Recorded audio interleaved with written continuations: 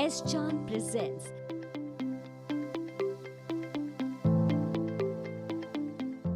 Hi, welcome to the learning session on Indian economy. In this session, we are going to talk about the changing pattern of global value chain. Now, global value chain is basically a new concept which is driving the international trade. Because of fragmentations in the production systems, what actually the companies are finding that producing all components in one place is not a good strategy. So, you can actually outsource components in different countries and then assemble in another country and then sell it to the rest of the world. So, for example, like iPhone, which is being designed and conceived in United States, and then actually you produce components in many countries, and then finally it comes to China, and then there you assemble it and sell it to the world. So, you can easily understand that global value chain is possible because of technology, because of connecting different companies, different components on a real time basis. So, and also the trade liberalization played an important role. So, in this particular chapter, we will mostly discuss the concepts because it is new and as well as we give some dimensions that how actually the global value chain can help and can provide directions to the international trade in future. So, this particular chapter actually will talk about the definitions of global value chain. The governance of global value chain is a very important thing, some of the measurement issues, then GVC and economic development issues in global value chain, what kind of barriers we are finding, policy barriers, structural barriers, whether upgrading and innovations are important thing here, and finally we will talk about India's performance in this particular area. So, global value chain, when we are discussing global value chain, which is basically we need to understand the difference between a supply chain and a global value chain. Supply chain is basically only for the production process, for how the raw materials is moving from one place to the other place and finally the goods are produced. But when it's a value chain, the value chain starts much before the supply chain and ends even after the supply chain. For example, designing a product, planning a product, which is not part of supply chain, but it is part of global value chain. And then after you produce the product, the marketing, branding, distribution, retailing, all those things are actually part of the global value chain, which is not part of the supply chain. So, so to understand the importance of the global value chain, so we need to understand the smile curve of the global value chain. So, as you can see it here, so we are measuring value added on the vertical axis and different activities on the x axis. So, you can see the manufacturing activities is in the middle actually create very low value, and high values are basically in developing R&D, designing of the product and all those things, and after you produce the more values are there, especially in marketing, advertisement, brand management, logistics and after sale services. So, what actually happened, the developed country or the multinationals would like to concentrate more on these two activities and leaving the standardized activity in manufacturing activities in the hand of developing countries where labor is cheaper, and if the technology is standardized, they can offer the technology, and as a result of that production cost becomes very easy.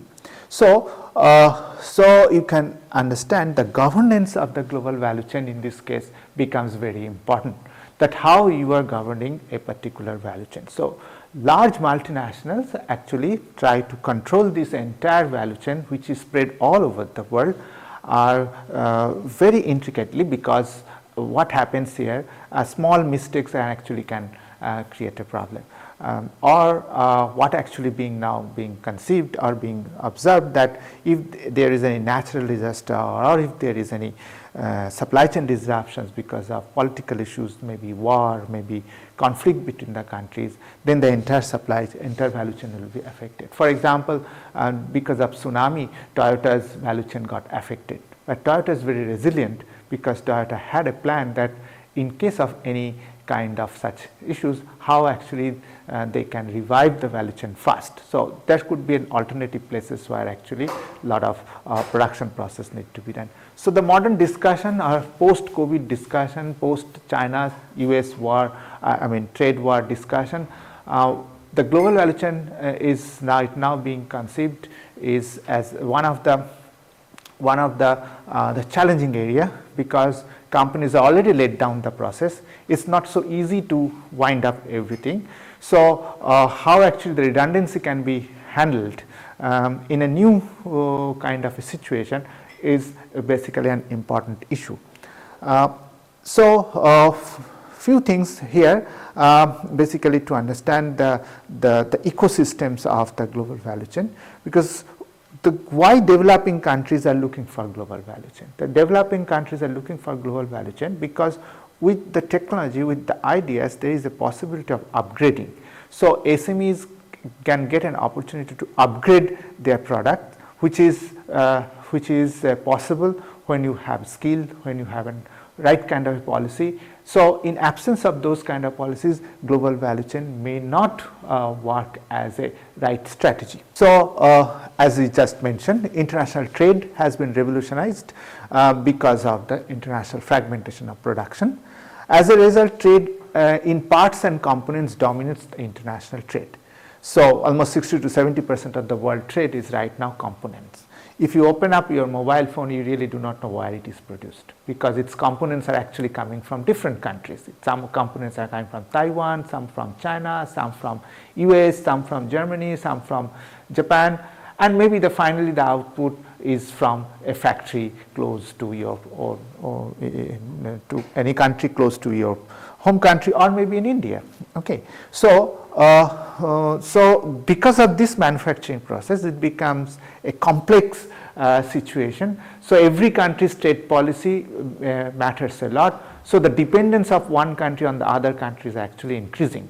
So as there are supply chain disruptions and there are discussions of deglobalization, so now it is very difficult for going back to the old production systems where actually you are trying to produce everything in your own country or in neighboring countries or a friendly countries. Even the concept of friend is become very, very relative in terms of international business or in terms of international relation. So that's basically a major issues coming up. Participation in global value chain can facilitate the economic growth, obviously, because when the companies are connecting the SMEs or the sourcing vendors with the big ideas, then definitely those small companies are getting their market, because the big company is the buyer. At the same time, they also get a spillover effect of the technology and ideas. They can start doing the innovation. Sometimes what happens, SMEs do the innovation and sell it to the big companies.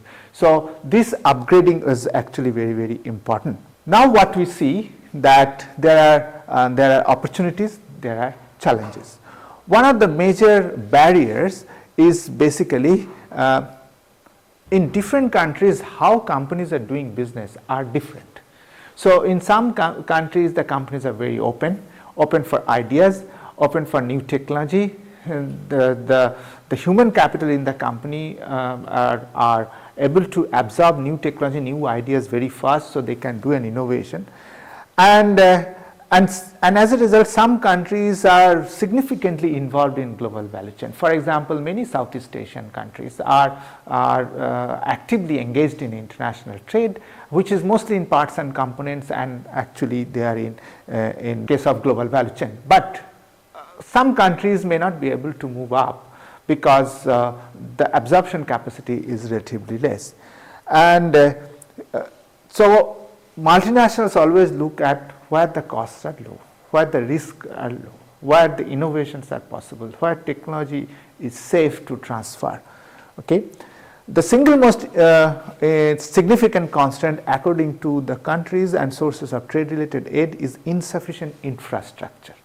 Suppose roads are not there, suppose there are congestions in the port, because it's a small components will be traveling from one country to the other country. So fast trading and a concept is very, very important for success in global value chain. Opportunities. So, opportunities are significant opportunities in employment generation, significant opportunity for SMEs to upgrade and to make a dynamic industrial base, but it all depends on the skills, it all depends on sometimes on the government policies for skill development, and sometimes it also depends on whether the industrial base is complete, the ecosystem is complete, so that the small companies can really play their game properly.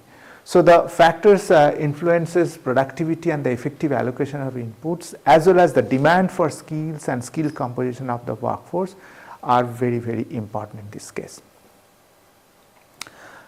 So, whether the upgrading is possible in terms of bringing new innovations as well as technology, again it depends.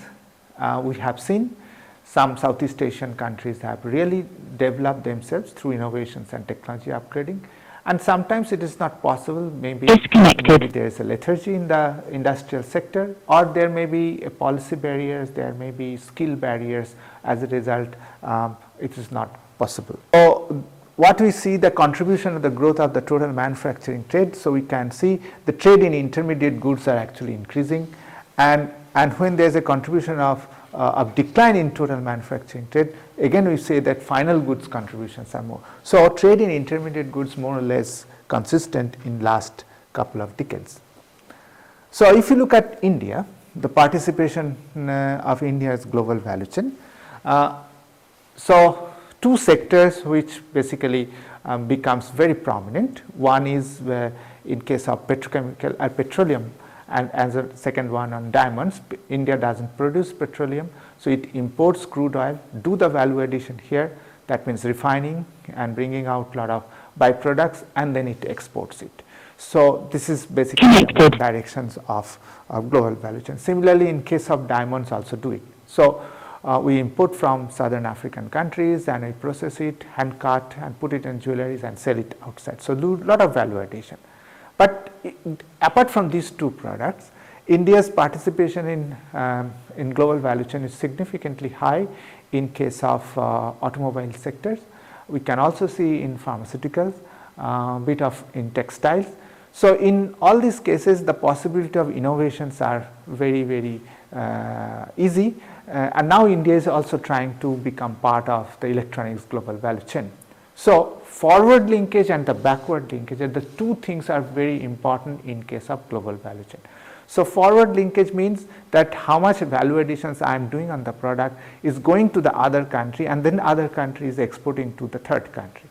And backward is how much is the foreign components is coming in to our country, and then actually we are using it for value addition. So, backward and forward value chain are important thing in this case. So, together this backward and forward we basically develop an index for global value chain. So, one interesting thing is global value chain and their participation in regional value chain.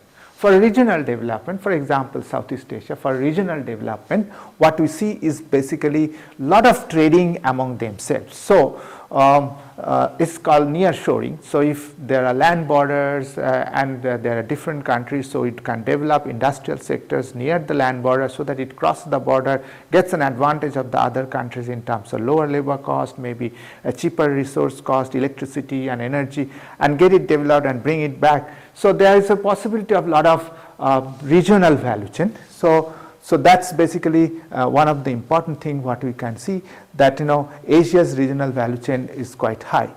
So, here actually we can see that global value chain started to slowing down, and one of the most important thing is the concerns about the possible trade war between China and United States. However, it is started affecting the other countries, and post COVID this concern has actually increasing. So, if we look into the latest analysis of the global value chain, so it has come down slightly, but a lot of optimists feel that it is not going back, it is not possible to go back to the original complete nationalistic kind of things, that everything to be produced in one country so soon. So, the global value chain will come back as soon as the world economy started moving forward. So, here is basically the data on on Asia Pacific, and we can see that India and China's participation has significantly increased. Of course, China is much ahead of India, but what we see that India is not is trying to catch up in this particular thing. So we are trying to develop a lot of policies by which foreign direct investment can come and can create an ecosystem here. So this may be a new way of developing India's industry. So in the conclusion, we'd like to say that India has taken cautious and methodical approach to joining GVC, because one of the important thing is basically employment generations, technology absorptions, and industrial development. So we do not want to get a technology which will replace the labor very soon. Maybe over the time it will create a new job opportunities, but India is basically trying to see it very cautiously. In some sectors there are visible success, but now in some identified sectors like electronic sectors where India will try to focus more in coming days. By the way, India has become a net exporter of mobile phone in recent years. India was actually net importer of mobile phones, but now India started exporting. So we have tried to able to convert these things through our policy. So there will be some industries which are clearly identified for global value chain, and where industry policy and trade policy and FDI policy, all policies will come together and play an important role. So this complementarity of the policies and the integration of different policies and keeping some sectors in the middle are the important strategies where actually India's policy need to think of it. Okay, so that's all about the global value chain. So we'll discuss some other issues in some other class. Thank you very much. All rights reserved. This video has been prepared for educational purposes only. No part of it may be reproduced or copied without the permission of the copyright holder.